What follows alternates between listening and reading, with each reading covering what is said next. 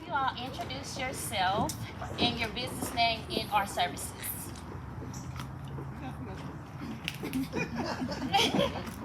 Oh, you're making me go first? Awesome. All right. All right, I'm Crystal Everett. I have my own business, Everett Consulting Group, in partnership with my husband. I'm not a full-time entrepreneur. I also work for Kansas City Public Schools, leading one of our career technical high school. But within my business, I started, and I was just telling this couple up here, working with parents and caregivers to help them understand like what power that they have when it comes to their kids in school systems and just systems in general. I actually just had my first children's book published this week, so I was super excited about that. So now I'm an author, but I think that was essentially what I'm supposed to say. I'm sure you'll ask some more questions, so thank you all for being here. Cool. My name is Chris Dunlap, similar to Crystal. Still work full-time, but I also do have a business called New Wall Street. That's NU Wall Street, and what I do is it's a community where we teach people who look like us, who weren't taught about financial literacy at a young age, about financial literacy, the 5 pillars. We teach them about investing in the stock market. We teach them how to effectively do day trading and trading stock options, as well as keeping them abreast of different asset classes like cryptocurrencies, NFTs, Web3, and the latest and greatest things that are available to us to help us diversify our streams of wealth. And I am Butler Dunlap, and I too have a full-time job in the tech space, and by night or in the evenings I also have a coaching business where I help primarily women of color and of faith figure out what their gift is, what they're very good at, what their natural talents are that they can leverage into either a full-time or a part-time business in the online space. So I would say that I am a business coach for those. And then she handles all my organizational stuff. If you know men, we don't really organize that well, so she handles my organizational pieces, and I'm always go. And then together we also own a branding and marketing and design firm where we do applications, web design, branding rollouts for companies. Nice to have you all tonight. So, Cass, how did you get started? What made you jump on this journey for yourself? So I would say for the coaching practice, one of the things that I always teach is when folks are trying to figure out what it would be that they're good at or what like their natural gifts is, I realize that people would always come to me for advice about either starting a business or growing a business or marketing aspects for their business.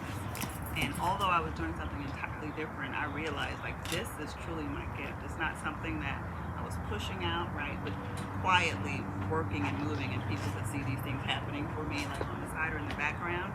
And I thought like, okay, this is what my purpose is, so I need to lean all the way into it and start growing it. So that's really how I got started. Just because people kept coming to me asking, can I pick your brain? Can I pick your brain? Can I pick your brain?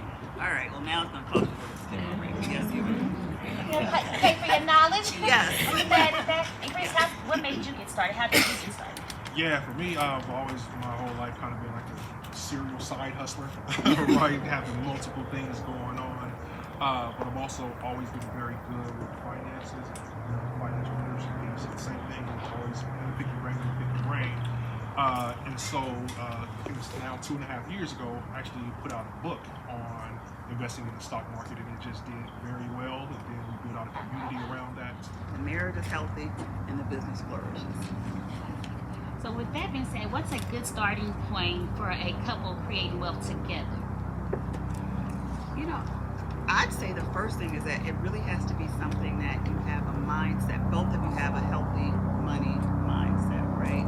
And you're very transparent and honest about the things you don't know and what your goals are. That's going to be key and important, because as you're building wealth, you don't want to have anyone in the union that's kind of holding you back because of their fear, because of their poor habits, or just getting discouraged, because it is a journey. It is truly a marathon building wealth, because things happen, life happens, right? And so those are the things that I would say are very important and fundamental for a couple starting.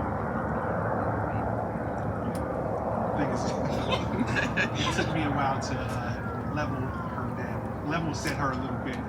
Man, she was the Gucci. You gonna clean it? I want the Louis, I want all this. I was like, or we could invest this, 5x it, and then you can go get your Louis off the profits, right? So just I would say a little shift in mindset, a little bit, right? I was the more frugal person, right? Because I guess I saw the vision early on what it would take to get to where we wanted to be, and so just getting on the same page with that, I think was the biggest thing at first. It's cheap. I am, but trust me, 5 years you're gonna be happy about this. And then the other piece is just the trust, right? She trusts that I'm good at what I do because I've shown and proved. So she trusts me when I say, hey, I think we should invest in this. I think we should go this direction. I think we should do this with finances. She trusts that. I'm showing that it works. Can I add to that? You can. Okay. Two very important things. I truly believe that it's very important that you surround yourself with.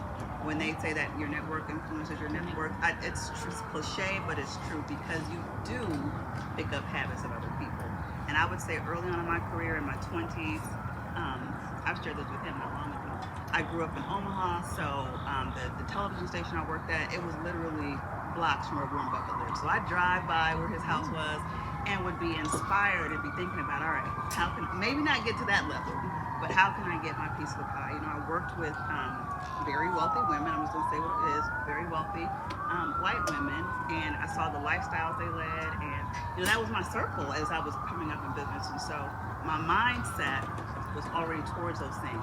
But as I was doing well, I decided, like, I'm working this hard, right? I'm going to treat myself. I'm not going to deny myself of anything that I might want. But I was still investing in my 401k. I was still saving money, right? But eventually, listening to Chris say, yes, or yes, but if you, like, put aside that desire and focus on, as he said, what that could look like, you know, that Gucci or whatever it is 5 years from now, I think you'll appreciate it. So I don't feel like I'm sacrificing because I have a closet full of stuff I don't touch, right? So I gave in to that immediate desire, and I'm not going to say it wasn't worth it, but it's just not a priority, right? It's a purse, you know, it's a pair of shoes, is what it is. So the days of just, if I want it, I'm getting it, those are gone because when we talk about building generational wealth, like, we can accelerate it by pulling those resources, absolutely. Crystal, you're a full-time employee, a full-time mommy, and a full-time wife. All the above. And you are an entrepreneur. How have you balanced out that life? I don't know. I think sometimes balance is a myth. I mean, I do think, you know, sometimes it's like you just prioritize in the moment. Because, like, in this past month, my husband and I bought a house, had a book come out, and then just, like, all the other life stuff that happens in between that. So I have felt like super off balance, but also like, okay, this is kind of seasonal. Like when you're buying a house, it's signing your life away, giving a bunch of money over, but it's also very much worth it for the investment that you're making. So I do think it's kind of like prioritizing within specific seasons. It's like I already know, me, my husband, and my daughter all have birthdays within 3 weeks between October and the first week in November. So, you know, that'll be a priority. Then the holidays. So it's like, you know, these things come around. But it really is like prioritizing rest sometimes. Like maybe I just gotta say no to something, or yeah, I did commit, but like I might set myself over the edge if I actually continue on with this. So like I said, sometimes I do think balance, work-life balance or whatever the balance is a myth, but I do think the other part is like if you're doing things that again you naturally are good at, and that you just enjoy doing, it feels less like work, but also like, okay, I'm able to make some money and do something that I actually enjoy doing. So is your goal to become a full-time entrepreneur? I'm actually not sure. I mean, I do think there's, you know, maybe for millennials or, you know, Gen X, whatever, sometimes like entrepreneur life is glamorized of just, it happens very quickly, but you know, kind of been talking to people, you know, being on different panels, being at networking events, you find that, like, it's hard to, you realize if you don't go to work, you know, for your business, you don't eat. That's probably the simplest way to put it. So there is kind of that dependability of, all right, the 15th and the last day of the month, I know what I can count on, and these things are fun, but also like, okay, am I really ready to make that commitment to say, because it's not just salary, it's like the benefits part that I do think we neglect, when we talk about like what is the whole package when it comes to our job. So if I'm saying I'm willing to put in this much work, like, it's hard. And like I said, I do think people just kind of neglect that because it looks good to say, well, I don't have a boss. Like, no, you are your own boss, and you have to be a little bit more diligent than you would if it was something that allows you to go on vacation or allows you to buy your Gucci purse, your Coach, whatever. So the plain answer is, like, I'm not really sure. It sounds good, but that's like a next level that I really have to think about. Am I ready for? But I could say I appreciate the dependability of, all right, I know if I go to work 7:30, 3:30, I get this output, twice a month. This is to all three, so any order is fine. Other than family, what or how do you stay motivated and focused on your goals? You sound like you really... No, so I'm just like, okay, so really it's prayer and God. Like, so I was just telling this the other day, like, my colleagues asked what we were grateful for, what keeps us going, and I just literally said, everything we do, whether in word or deed, do it for the glory of God. And so that really is what motivates me and keeps me going. My faith is my North Star. I would echo that. I would say, not what keeps me motivated, I think that's what helps me just to be successful. Like, just to have the mind to understand the things that I take in as far as investing, and then be able to break that down in a way that's simple enough for other people to learn it. I don't know. I think I'm just kind of at like flow status, where you just constantly in a zone. That's just what you do. So you're just in that zone. I feel like because motivation is fleeting. Right? Some days you're like, I'm motivated. What can I do? Do some, listen to some loud music to get motivated. I just kind of stay in that lane, in that zone, that flow state. So I don't think I'll fluctuate a lot with motivation like that. And I just kind of feel like this is just what I'm dedicated to. So this is just what it is. What else do I have enlightening to say after those responses? But I don't know. I think just motivated by the desire to want to actually enjoy life. I mean, I do think we work hard, generally speaking, and you're like, okay, I'm looking forward to that vacation or buying myself something because I want to and because I can. But just kind of the forward thinking is somewhat motivating to, like, okay, truly enjoy what life has to offer. So. Crystal, what does it mean to you? Because we all have definitions of wealth. Right. My definition might not be yours. So what is your definition of wealth? I mean, the whole, because my daughter, she thinks she's rich. She's like, I've got 5 monies. I'm rich. It was like $5. But I'm like, you know what? In her world, she is rich. Because she has no concept of, like, what her parents do to make sure that she has, a solid life. I mean, we don't have to hit her with okay, well, when we get paid, we can do these kind of things. So she has, again, no concept of that. So wealth, I think, is kind of the idea of, and I tried to explain it to her, but I was like, yeah, that was not smart. Like, we work hard for our money, so when we're rich, then our money is working for us. So I do kind of believe that, in the sense of, like, no, the money that we make and bring in, we've earned it. And so being able to, like, the next thing for me and my husband to really understand is, the investments and how we can really get into that. So I'll be connected with the Dunlaps over here later. But I think that's probably the best way to sum it up, is just when you don't necessarily have to physically be somewhere, or you don't have this product or service you have to do to earn some money. It's out there doing its thing after you are you done your due diligence? Chris, what does wealth look like to you, or what does it mean to you? Next question. So you have the monetary definition of wealth, right? There's a number, There is. right? To be considered wealthy in America is $2.2 million. That's wealth. Y'all hear that? $2.2 million. All right, guys. That's a monetary value. That's the wealth number, like definition. But as far as, I just think it's like happiness, right? It's what you make it. And in most cases, for a lot of people, they may feel like, yo, I'm wealthy nonetheless because I have no lack. Roof over my head, I got food in my belly, stuff, nobody's starving or suffering in my family. And if something was to come crashing down, I'm still covered. Right? Maybe I have enough to just throw in and pay the house off, the car, paid off, and I'm good. For some people, that's wrong. I think it's all, if you're not going by the textbook definition of wealth, it's all relative to what you define as sort of like success. Cass, I'm gonna go to you on the wealth. So our answers are pretty much aligned, but I will add to that freedom, right? So for that would help me feel like I'm wealthy. If I'm just free to be where I want to be, do what I want to do, maybe even say what I want to say when someone's on Facebook saying something wrong, right? But to be the boss. Right.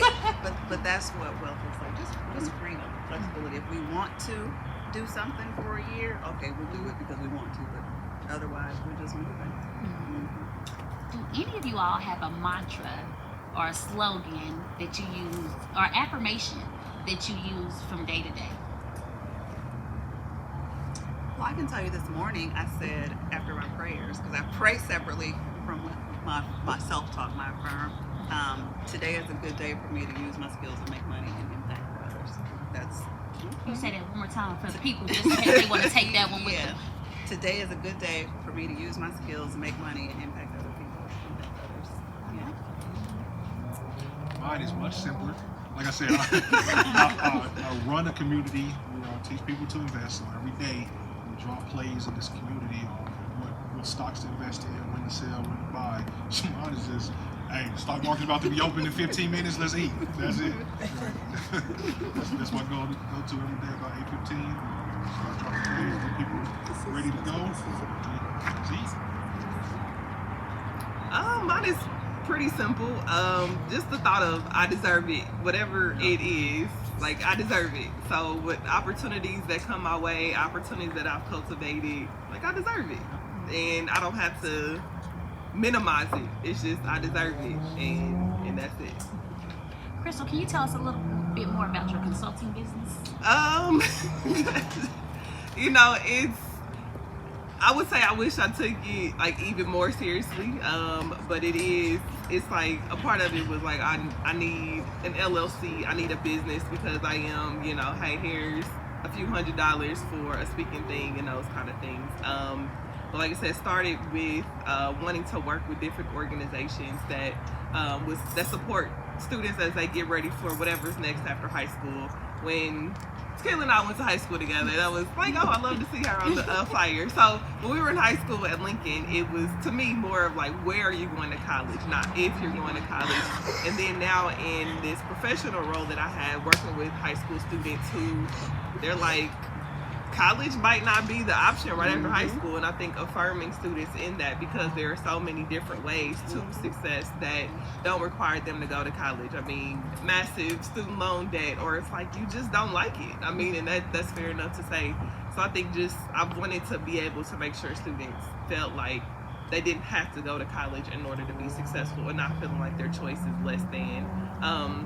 But for the past few years, I've been able to be a facilitator for the Parent Leadership Training Institute here. And so we work with parents over the course of 20 weeks to really help them understand what does it mean to advocate on like state and local levels for their children, or for children that aren't even their own, just because there's a lot of discourse that just leaves parents out for a lot of reasons. And it's like, well, many of us are parents, but sometimes it's like, oh, here comes such and such. We want to, run the other way because they're speaking up for their kid. But it's like, if their parents don't speak up for their kid, then who will? So I've really just been able to have some different opportunities where I get to help cultivate that kind of work. So it's really just been working more so with organizations, not necessarily with individuals. And then now, like I said, with the book, okay, well, let's work on the next one. So you spoke on your path to success. We went to Lincoln College Preparatory Yeah. Academy. The path that you had different options, and college wasn't so pushed on us. Do you still think you would have led that path? I think I still would have gone to college. I wish I would have thought about like actually paying for college in a different way. And I mean, we are influenced by, you know, our circles, our parents so much. And I remember a conversation with my mom, and she was like, well, we actually went to the same college. So I was like, I have student loans, you'll have them, it's fine, but I wish I would have not taken that advice. But I'm like, Mama, it's fine, you know, you pay for them when it's time, and you know, we're paying for them. And so, you know, the little $10,000 that Joe Biden is forgiving, it's like, that's a drop in the bucket. But I do wish I would have been able to think more strategically. But I think in that moment, it was like, I really want to go to this school, and I really want to go to this school. And a lot of times it's like, well, make your dreams happen. Well, they come at a cost, right? So I think if I had more information, would I have made a different choice? I do think, you know, the journey is what it is, and you know, one change of it changes the whole trajectory.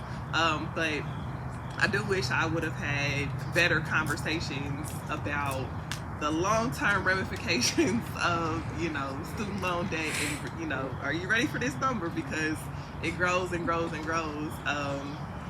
But with that, now that I have my own daughter, it's actually being in a position to have a 529. My mom didn't have that option, and so now that, you know, going through that experience, it's like, oh well, even if it's $5-10 a month because we didn't have it at the time, but it's just this one thing. Well, by the time she's 18, hopefully we have, you know, a much greater nest egg, just based on the experiences that we have. So that was a long way to get to your answer, but hopefully it was helpful. Chris, could you tell us a little bit more about your business and your path to that business? Yeah, so again, our business is New Wall Street. Again, it's, we teach individuals the importance of investing. Just by the numbers, when you think about millionaires in America, the way that their portfolios are typically set up, a third of it is in the stock market. The rest is things like real estate, precious metals, and then cash. But a big chunk of it is in the stock market. So it's like, why not follow the path of the top 10, top 1%? Then when you think about who owns stocks, you know, the top 10% own 91% of all of the stocks that are illegal. So if they're doing it, there must be something to it, right? So that's what really got me on the path. Like, you know, these are things that we need to know. So that's why I started teaching other individuals about it. Do I do anything differently? I would say no, because college is what really got me hyper focused on investing. I was in finance class, and the market was crashing. You know, I asked the teacher, I was like, yo, Ford is like $1.80 at the time right now. Is it a good buy? This was when, you know, automakers got the big bailout before they got the big bailout. Right? He was like, nope, it's over, they're dead, I wouldn't touch it. You know, 2 years later, they get the bailout, Ford's back up to $16, $17. That's a 16x that I missed out on thinking of, you know, listening to somebody who is supposedly an expert because they're going to teach in class. So that day forth, I said, I'm going to learn everything I need to know about this myself, so I'm going to have to ask anybody else, and I can be my own self-directed investor. So that's what got me to the path, so I wouldn't change anything about college. And then once I started learning that, again, I got to the point where I can regurgitate the information in a way that other individuals can understand. And just seeing people gravitate to it and seeing what it's doing in other people's lives, like I said, it just continues to fuel that in. Okay, this is what I need to do outside of Coach 95. This is what I need to do. And I get the question a lot. Long question, long answer. I get the question a lot. Why do you still work? That's what makes When you day trade and do all this, I tell you, because why would not, right? Your job is paying for your benefits. If you got a 401k, they're giving you free money to match your 401k, right? And it's not like I break my back. I'm in technology, so I don't break my back or anything. So it's really just kind of coasting for the most part at work, getting paid a good amount of money. And then I also learned about something called equity, right? Get in certain companies and you can negotiate your salary package equity, which is stock in the company. So, okay, not only am I getting my 401k match, getting my benefits paid for, they're getting me stock in a company for working for them. And if it's a company that I want to work for, obviously it's a company that I will probably most likely buy stock in anyway. So it's just free money on top of free money. And a lot of companies, they give you stock vest initially when you sign up. Until I can't walk anymore, why would I stop working? And then the side hustle piece of it, and the teaching others and getting paid for speaking engagements, and my group is a monthly subscription, so stuff like that, and book sales, that's just all put towards my investments to accelerate. So there's no point in me talking. Like you mentioned, a lot of people like to say, I own a business or I'm a boss. 6% of businesses, only 6% of businesses ever reach $1 million milestone. And that's selling $1 million. That's not keeping it or putting it away in the pocket after you start thinking about paying out employees and all that type of stuff. So you're working 24/7 to reach a goal that only 6% of businesses get to. It's like trying to get to the NBA. Right? So now when you combine those things, you'll get there much faster. So that's why I still do both. So how much time do you invest in your full-time versus New Wall Street? So I've gotten to a point in the way that I teach, we've kind of simplified the trading piece of it. So the time that I invest in New Wall Street, it's probably about an hour a day. Because the market's not open all day. We do a lot of our plays, beginning of the market, end of the market. And then of course full time is, I guess, 4 hours. Count everything out in a week or something, so I'm really doing a ton of sending emails. But where I put most of my time into the two is staying on top of the market in both, right? So I do a lot of reading about cloud technologies and artificial intelligence over on this side. I do a lot of reading about what's going on over the economy scale, what's new in crypto, what's new in NFTs and all that stuff on this side of things. So when I'm doing engagements, looked at as a subject matter expert, spending a lot of time learning this stuff. So I would say combined, I don't know if I can put a time on it because I'm always digesting information. Cass, can you give us more information about the LuxeStyle and your path in In particular, that yes. okay. But you can go into your other businesses as well. We're here for all the information. Okay, so for the LuxeStyle in particular, that was born out of just like sheer boredom, like a lack of creativity and the job I was doing. And it's again, like, what do people always come to you about? Clothes, my shoes, my accessories, all those things, right? And so I'm going to monetize this, right? I'm going to build out a website. I'm going to monetize it. I'm going to have brands pay me to represent their brand, and I'm going to use affiliate links, which is basically referral links back to those brands to make even more money. So what started out of, I just want to write because I'm a marketer first. I just want to write. I just want to like release some creative, get that creative tension, those creative juices flowing again into, I'm going to get dressed every day anyway. You're just going to take the pictures now.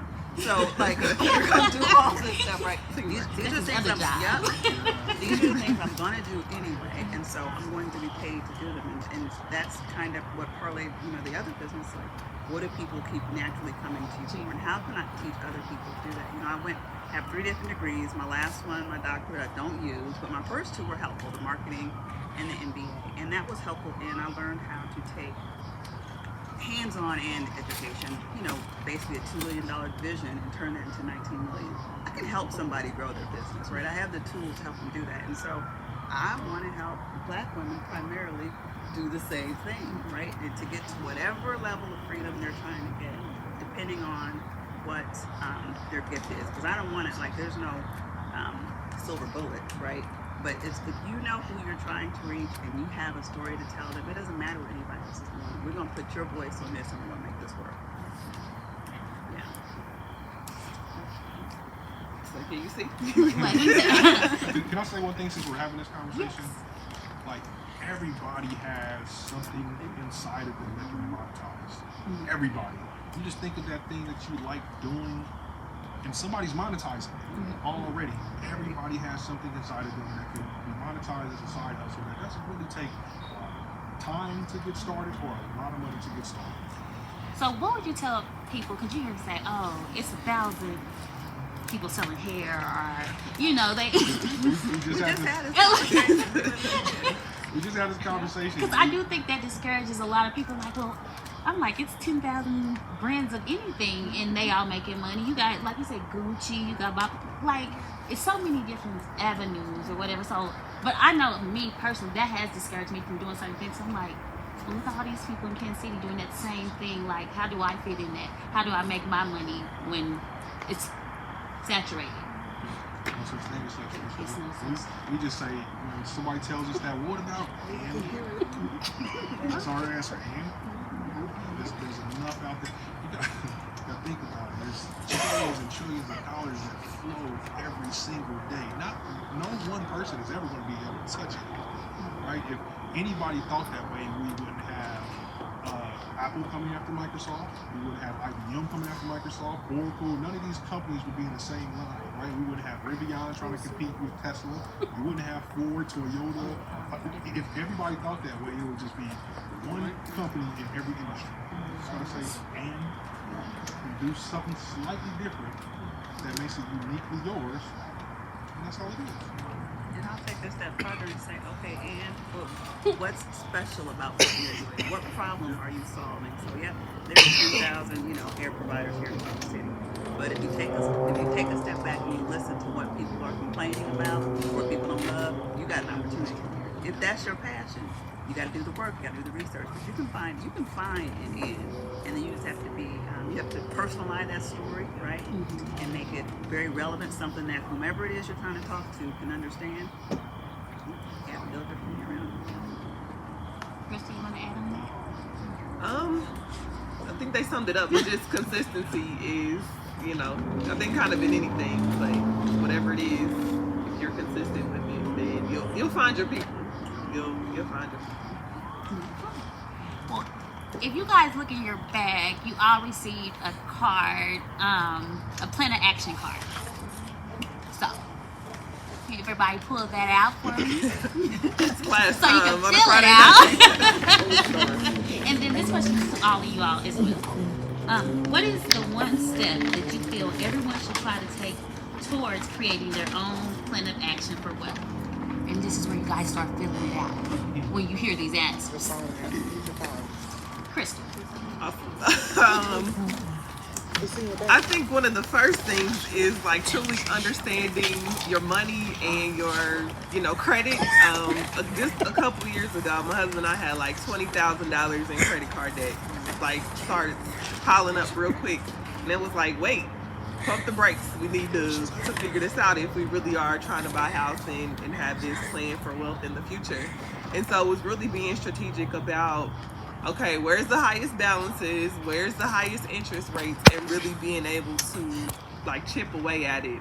So like going from, paying all that off and then actually being able to save was a big deal. We still meet monthly. We have a spreadsheet where we're looking at bills, and it sounds like a homework assignment, but that is the only way that we're going to be able to like stay on track with those kind of goals. Like, all right, this balance is kind of creeping up, what you over here doing?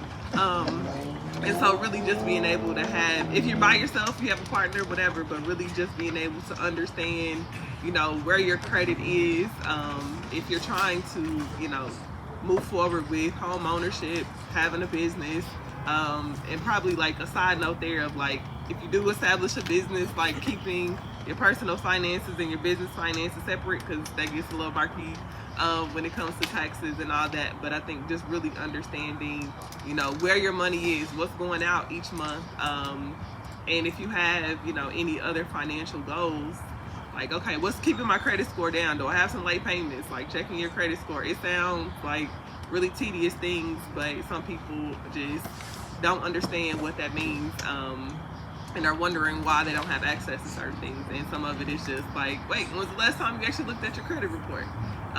So I think kind of those simple things, and then just maintaining those monthly finances as well. Okay. Yeah, so to kind of add to what Chris was saying, you are not going to be able to save your way to your goal by not having a coffee every day, by not, doing the things that you hear all the gurus say, like that's $1,500 a year max. So I'm gonna say don't deprive yourself, because something in your mind triggers you to want to do it even more, and then you kind of go out of control. But to Crystal's point, treat your money like you would treat anything at work, right? So every day that you probably have a routine of things you check or things you're measuring or managing because you want to make sure you hit that goal. And so I believe, as a plan of action, if you are not, you have to inspect what you expect. So if you put your target up or your goal up, or you've written it down and you know where you want to get to start, and keep compounding and building on that, look at it every day. Like, look at your money, look at your bank account every single day to make sure that, you can see where your money is going, where maybe bad habits might be forming, so you get those things back in line. You don't end up with surprises because you look at your bank account one day and it said this, but, maybe this huge payment for, whatever is not showing up in that. And it surprises you because it hits your account and you're like, okay, I'm off track, and you get discouraged. I say every single day, consistently, look at your money and, manage accordingly. Chris? Yeah, say first, start with that end goal. What do you want your definition of wealth to be? Right? What is that number that you want it to be at, or that level of freedom that you want, and work backwards from that? Like, what's the gap? How do I close that gap? And then just, telling yourself that it's possible, because it is. Everybody has the same opportunity to get to whatever goal they want to. So just tell yourself that it's possible. Reiterate that to yourself that it's possible. Just put the action to it to get there. You might not be able to share those goals with your dream killers. You might have to keep that real tight so that that's you true don't right get there. discouraged, right? So that's important also. That is important. So we're gonna close this out. I want everybody to let them know how they can get a hold of you, your contacts. So Crystal, we'll start with you. It's another opportunity to write this down. I feel like it was on the flyer. I'm like, my Twitter handle is on the flyer.